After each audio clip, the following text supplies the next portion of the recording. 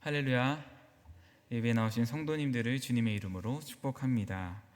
오늘은 말라기 2장 1절에서 9절의 말씀으로 두 번째 논쟁 깨진 레위 언약이라는 제목으로 말씀을 나누고자 합니다. 말라기는 차갑게 식어서 형식만 남아 신앙이 이제 다 잃어버린 그런 백성들에게 주신 경고의 말씀입니다. 하나님께 대해서 실망해서 믿어봐야 다 필요 없다고 이런 냉소적인 신앙을 책망하시면서 돌아오도록 사랑으로 하신 경고입니다. 백성들이 그렇게 변하게 된 데에는 주어진 상황이 좋지 않아서 믿음이 흔들렸기도 하겠지만 하나님은 그런 상황을 대비해서 여러 은혜들을 이스라엘의 역사 가운데 베풀어 주셨죠. 가나안 땅에 들어가기 전부터 주셨던 것이 제사장이었고, 그렇게 구약의 마지막까지 서 있는 것이 이제 제사장이었죠. 그런데도 그 믿음이 흔들렸다라는 것은 그렇게 은혜로 베풀어 주신 그 중요한 직무를 맡은 자들이 실패했기 때문입니다. 이러한 사실이 말라기서 두 번째 논쟁 제사장들을 책망하시는 여호와, 이 말씀을 통해서 잘 나타납니다.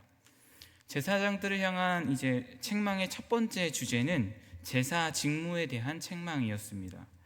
제사장은 백성들이 이제 거룩하신 하나님과 동행할 수 있도록 그들의 죄를 담당하며 제사를 통해서 감사드리고 그렇게 경배하며 그렇게 예배를 드릴 수 있도록 중보해야 했습니다. 그렇지만 말라기 시대의 제사장들은 여호와를 멸시하며 여호와께 드리는 예배를 더럽혔습니다. 이뿐만이 아니죠. 오늘 말씀은 제사장이 제사뿐만 아니라 제사장의 나머지 직무도 다 지키지 않고 있음을 드러내시며 책망합니다. 구약 성경에서 말씀하는 제사장의 직무는 크게 두 가지, 말라기의 책망과 같이 크게 두 가지로 말씀합니다. 신명기 33장 10절의 말씀을 함께 보시겠습니다. 함께 같이 읽겠습니다. 준비 시작. 주의 법도를 야곱에게, 주의 율법을 이스라엘에게 가르치며 주 앞에 분향하고 온전한 번제를 주의 제단 위에 드리리로다. 아멘. 제사장의 직무를 볼 때 이 레위의 직무죠. 크게 두 가지. 이 제사의 직무와 이스라엘 백성들을 율법을 가르쳐서 바르게 인도하는 것입니다. 하나님은 제사장들을 통해서 이스라엘을 제사장 나라 거룩한 백성으로 살도록 하셨습니다. 그렇게 하나님의 소유로서 거룩하신 하나님과 함께하게 하셨죠. 그런데 말라기 시대의 제사장들은 자기에게 주어진 이 중요한 책무를 아주 가볍게 여기며 여호와의 뜻과 계획을 멸시하였습니다. 오늘 말씀은 이런 제사장들에게 마지막으로 주시는 여호와의 최후의 경고, 엄중한 명령입니다. 하나님은 제사장들에게 지키지 않을 때에 저주가 있을 언약적인 명령, 엄중한 경고를 하시는데 그 경고의 내용이 2절의 말씀입니다. 우리 함께 같이 읽겠습니다. 준비 시작. 만군의 여호와가 이르노라, 너희가 만일 듣지 아니하며 마음에 두지 아니하여 내 이름을 영화롭게 하지 아니하면 너희에게 저주를 내려 너희의 복을 저주하리라. 내가 이미 저주하였나니 이는 너희가 그것을 마음에 두지 아니하였음이라. 아멘. 제사장들은 하나님의 율법을 가르치고 그 율법대로 백성들 가운데 문제가 생길 때 재판하고 판단하여 하나님의 백성 모두가 거룩하게 살아갈 수 있도록 가르쳐야 했습니다. 그렇게 자신의 삶으로 제사로 하나님께 영광을 올려드려야 합니다. 이를 위해서 제사장은 하나님의 말씀을 주의 깊게 듣고 마음에 새겨서 자신의 생각과 뜻을 하나님께로 향해야 합니다. 그게 당연한 것이죠. 하나님과 백성의 중보자라면 하나님의 뜻을 분명하게 이해하고 순종하여 그 가운데 온전하게 서 있어야 합니다. 그럴 때 제사장들의 입에서는 항상 하나님의 말씀이 흘러나오고 백성들은 그 말씀에 순종하며 거룩한 백성으로 살아갈 수 있었죠. 그런데 오늘 말씀에 하나님의 경고를 생각해 본다면 제사장들이 하나님의 율법을 가르치고 제대로 판단하기는커녕 만군의 여호와의 말씀을 듣지 않고 마음에 두지 않았습니다. 하나님의 율법, 이 거룩하신 뜻에는 관심이 없고 최소한의 그 형식적인 것만 하고자 했습니다. 중보자적 역할을 감당해야 할 제사장들이 여호와의 말씀을 듣지 않고 그 이름을 여호와를 공경하지 않는다면, 여호와께 영광을 돌리지 않는다면 어쩌면 자연스럽게 당연하게 백성들 역시 하나님의 말씀에 율법에 순종하지 않을 뿐만 아니라 여호와를 존귀하게 여기며 영광받기 합당한 자로 여기지 않을 것이 분명합니다. 마치 이런 상황이 소경이 소경을 인도하는 것과 같은 모습이죠. 다 망하게 되는 것입니다. 그렇게 제사장들의 타락이 온 백성의 타락이 되었습니다. 그래서 중보자의 역할이 중요하고 하나님께서는 엄중하게 들어라, 새겨라, 영광을 돌려라 명령하시는 것이죠. 이 명령이 마치 최후의 명령과 같이 아주 엄중한 명령이다라고 할 수 있는 것은 이 명령을 듣지 않을 때 받게 될 저주가 얼마나 치명적이며 엄중한지를 통해서 알 수 있습니다. 먼저는 제사장들이 하나님의 말씀을 듣지 않고 마음에 새기지 않고 영광을 돌리지 않는다면 제사장들에게 주어진 복을 저주로 바꾸시겠다 말씀하시죠. 제사장으로서 누리는 특권과 권리를 박탈하실 뿐만 아니라 제사장의 축복 또한 저주로 바꾸시겠다는 말씀입니다. 중보자적인 직무로서 제사장이 받은 가장 큰 복이 있다면 그건 이제 여호와의 이름으로 백성들을 위해서 축복하는 것일 텐데, 하나님께서는 그 간구를 듣지 않겠다 하시는 것을 넘어 저주로 바꾸시겠다는 겁니다. 당시에는 예배를 드릴 때 예배에 참석한 자들이 예배가 마치면 이제 제사장의 축복을 받았다고 합니다. 제사장이 근데 복을 빌어줄 때마다 나쁜 일이 생겨나는 거예요. 저주가 일어나는 거예요. 마치 복의 근원이 아니라 저주의 근원이 되게 하시겠다는 엄청난 이 저주, 경고를 하십니다. 더 나아가 3절에서는 이렇게 말씀합니다. 함께 같이 읽겠습니다. 준비, 시작. 보라,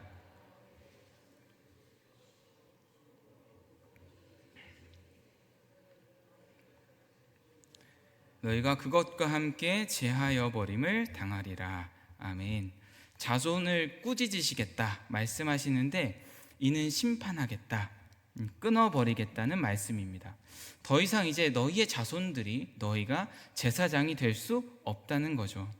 대대로 이 영광스러운 직분을 맡았는데 더 이상 너희의 가문에 맡기지 않겠다, 너희의 자손을 완전히 끊어버리겠다, 심판할 것이다 말씀하십니다.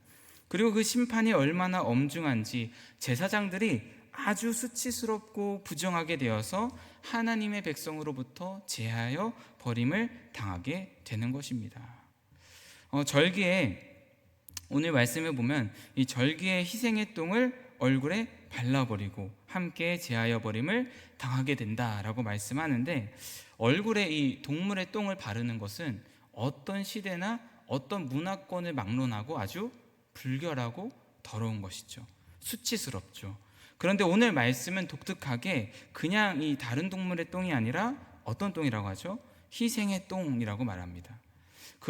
또한 그것과 함께 제하여 버리겠다 말씀하시는 것을 볼 때 이는 이 제사장들에게 하신 말씀이니까 이는 속죄 제사를 염두에 하고 말씀하고 있음이 분명합니다. 속죄 제물은 이 죄의 파급력, 그러니까 죄를 짓는 대상에 따라서 제물과 그 제물을 처리하는 방식이 달라집니다. 그 대상이 대제사장이거나 온 백성의 죄를 속죄하는 경우 고기와 내장, 가죽, 똥까지 전부 진 밖에 가져가서 태웠습니다. 진 밖으로 가지고 나가서 태우는 것은 그 죄가 엄중하기 때문에 그 죄의 결과물들이 공동체를 부정하게 하기에 하나님의 거룩한 백성들 밖으로 가져가서 불태움으로써 제거하였습니다. 이는 거룩한 하나님의 백성으로부터 죄를 정결하게 또 분리하고 소멸시키는 것을 보여주는 것이었죠. 단순히 이 얼굴에 똥을 바르는 수치도 모든 사람들, 모든 백성들 앞에서 한다면 아주 그 수치도 견딜 수 없는 극심한 수치겠지만, 오늘 본문 말씀은 그 정도가 아니라는 것이죠. 죄의 오염도가 심해서 진 밖에 불태워야 했었던 속죄제의 똥과 같이 이 제사장들도 부정한 자들이 되어서 마치 백성들 전체에 영향을 끼칠 수 있기에 하나님께서는 그 제사장들을 도무지 하나님의 백성 가운데 둘 수 없다, 철저하게 분리시키고 제거하시겠다라고 경고하시는 엄청난 말씀입니다. 백성들이 합당하지 않은 재물을 가지고 올 때 제사장들은 책망하지 않았습니다.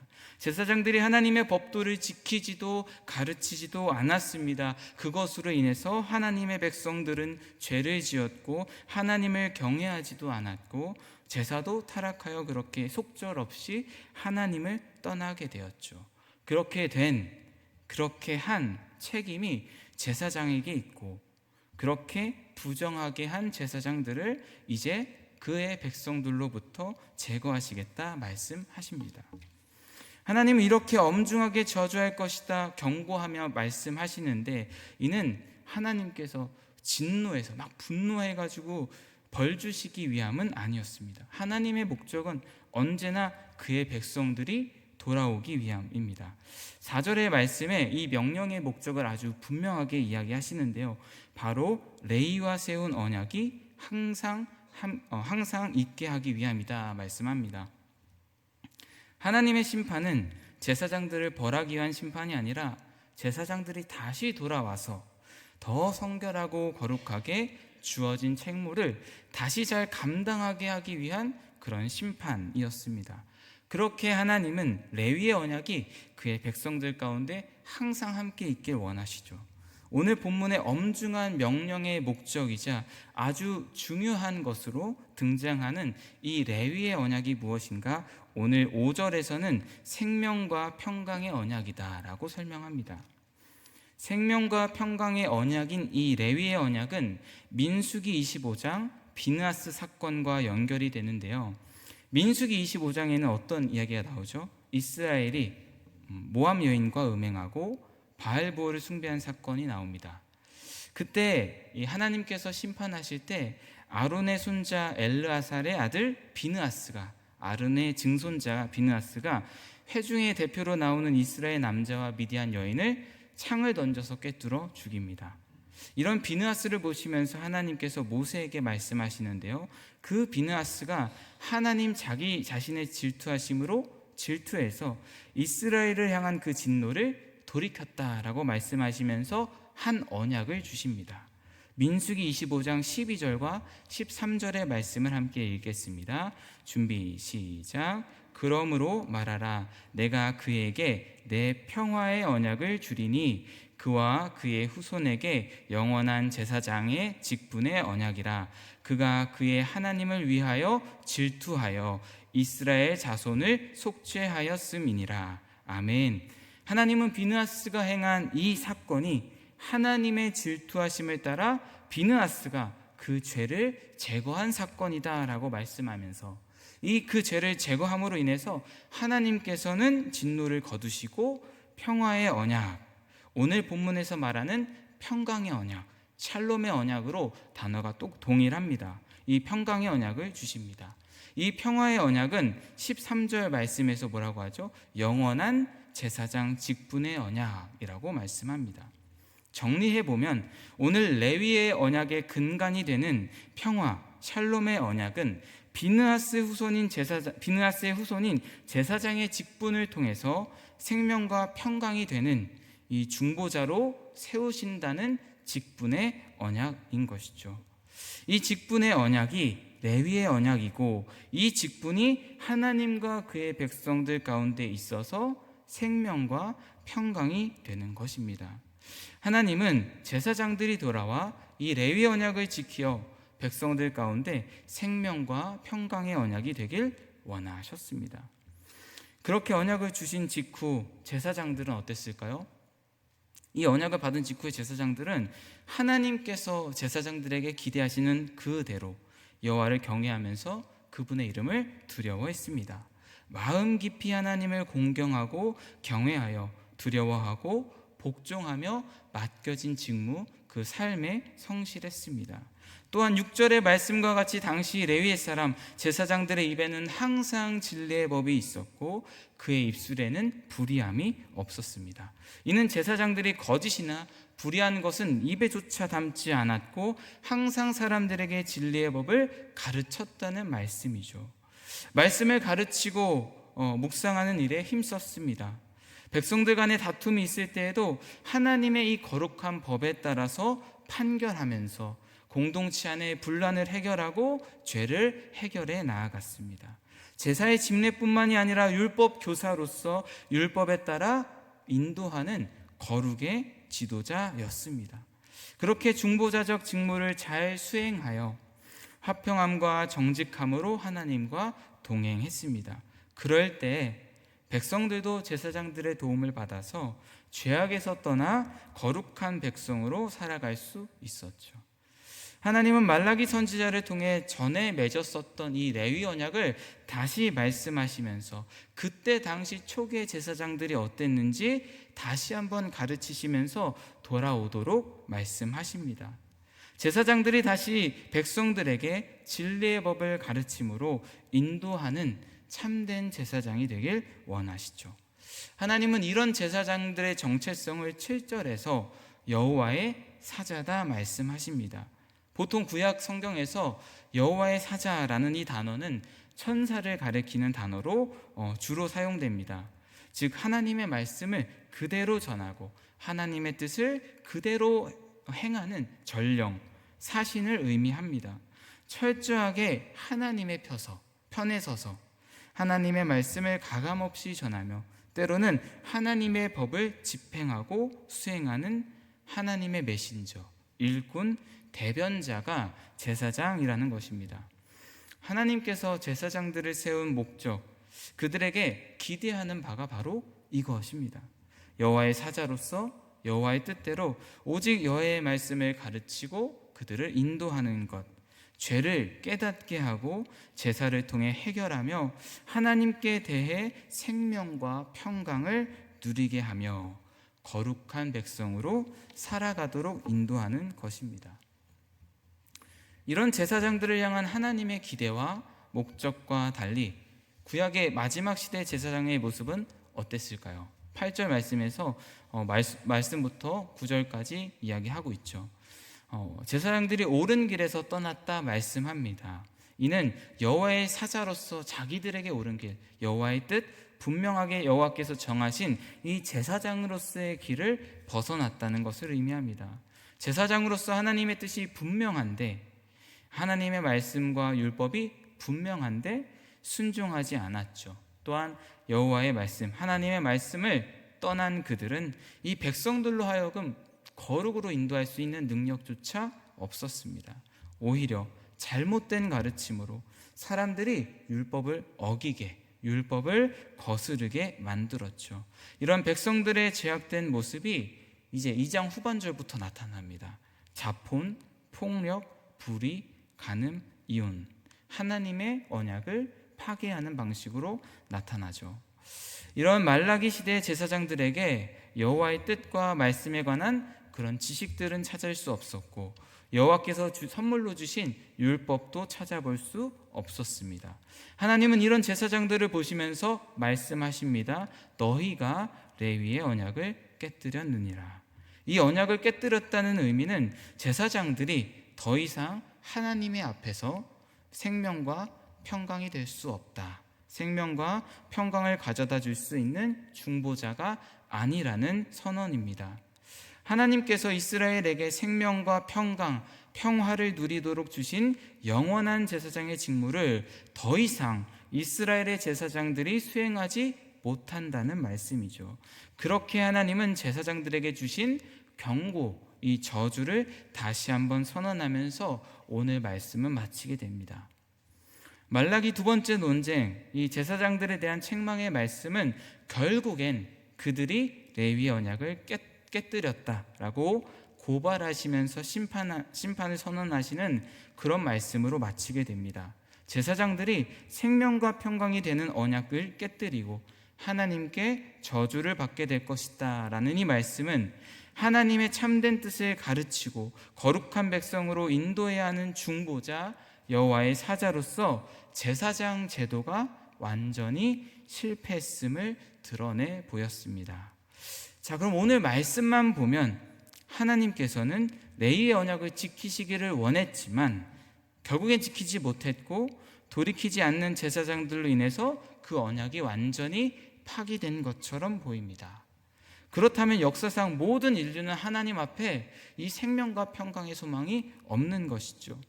그러나 하나님은 인간의 죄로 인해 레위 언약이 파기되는 것을 그냥 두지 않으십니다.